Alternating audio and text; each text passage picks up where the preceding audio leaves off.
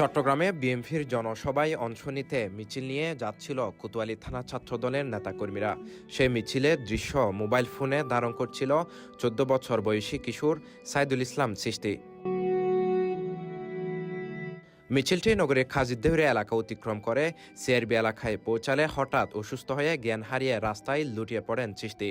তাৎক্ষণিকভাবে স্থানীয় বিএনপি নেতাকর্মীরা তাকে উদ্ধার করে নিকটবর্তী একটি হাসপাতালে নিয়ে গেলে সেখানে কর্তব্যরত চিকিৎসক তাকে মৃত ঘোষণা করে। প্রাথমিকভাবে চিকিৎসকদের ধারণা প্রচণ্ড গরমে হিট স্ট্রোকের কারণে তার মৃত্যু হয়েছে। নিহত সাইদুল ইসলাম চিশতি নগরীর এনায়েত বাজার এলাকার বাসিন্দা। তিনি একটি স্কুলে অষ্টম শ্রেণীর শিক্ষার্থী ছিলেন। ১৪ বছর বয়সী এই কিশোরের কোনো সাংগঠনিক পদবি না থাকলেও ছাত্রদল তথা বিএনপির প্রতি গভীর ভালোবাসা থেকেই তিনি নিয়মিত মিছিল ও সমাবেশে অংশ নিতেন বলে জানিয়েছেন স্থানীয়রা। তারা জানান, চিশতি একটি বিএনপি পরিবারের সন্তান ছিলেন। ও আমাদের ছাত্র দলের একটা মিছিলের ভিডিও করতেছিল। জি জি। তো মিছিলের ভিডিও করার সময় আপনার এই মাথা ঘুরে পড়ে গেছে। পড়ে যাওয়ার পরে এখানে ছাত্র দলের যারা ছিল জি। তারা তাকে ক্লিনিকে নিয়ে গেছে। কোন ক্লিনিকে নিয়ে গেছে ন্যাশনালে। জি।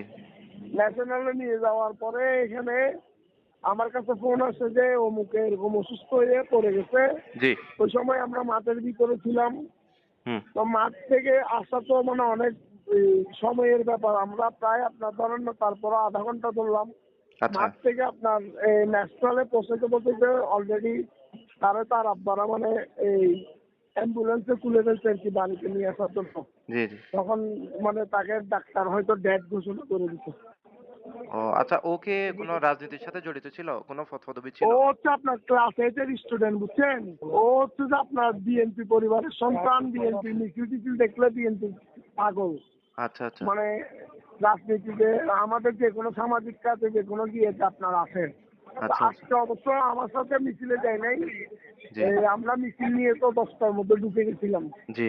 তো এটা আপনার ওই ছাত্র দলের মিছিলের ভিডিও করাকালীন সময় হয়তো সকাল 7টার থেকে দৌড়াদৌড়ি করতেছে। তো ফুটবলও খেলতে আসছে সকালে স্টেডিয়ামে। আচ্ছা আচ্ছা। আপনার ও এই ছেলে আপনার এই দৌড়াদৌড়ি হয়তো হিট আসতে। চিশতির আকস্মিক ও অকাল মৃত্যুতে চট্টগ্রাম নগর জুড়ে শোকের ছায়া নেমে এসেছে। পরিবারের সদস্যরা এই মৃত্যু কোনোভাবে মেনে নিতে পারছেন না। রাজনৈতিক অঙ্গন সহ বিভিন্ন মহল থেকে তার মৃত্যুতে গভীর শোক ও সমবেদনা জানানো হয়েছে।